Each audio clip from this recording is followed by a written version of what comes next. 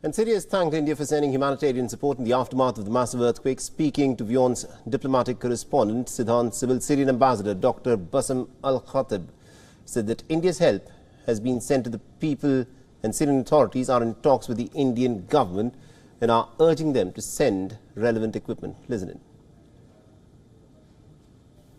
Syria has been impacted by the earthquake that struck Turkey. With me is the Syrian ambassador to talk about the situation in the country. So welcome to WION. It is a solemn moment, and it is something that the world is closely watching. If you can talk to our viewers as to what is the current situation on the ground in the areas which have been most impacted by the earthquake. I wouldn't talk about much details because everybody is watching what's going on there, but I'm just trying to say that it's a humanistic disaster.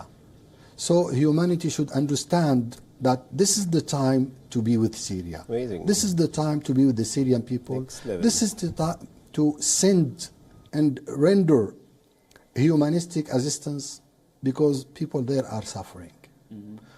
We still have people under the ruins because no relevant assistance has come in this regard. We need trucks, we need excavators, we need such heavy duty equipment. But what compensates this is the people there. Yesterday I had a kind of communication with my Prime Minister, and he said, look, when it comes to the level of Syrian people, we have no problem. We will pass it. Even the most affected areas are sending assistance to other Syrian affected areas. This is the family. He told me that a general, this is a high ranking in the Syrian army, when the field situation was deteriorating, he drove the truck. He was helping people himself. He drove the truck, and his deputy tried to operate the excavator. The situation is not stable because we need help. The situation with the bad weather, it's snowing, it's raining, it's very cold. There is lack of electricity, there is lack of fuel. I'm quite sure that you have heard that the American troops are stealing the Syrian oil in the northeast of Syria. But we are doing all our best with our family, the Syrian people. So you talked about the assistance, heavy vehicles, trucks are needed. So have you reached out to the international community for the heavy equipments to be involved in the relief and rescue operations? Actually, my brother, our appeal to the international community, as you call it, is to be with Syria in the way relevant or appropriate for the people really believing in sending assistance. We are not going to ask, we want blah, blah, blah. The appeal is, we need medicine. We need medical equipment. We need fast food for people. We need milk for children.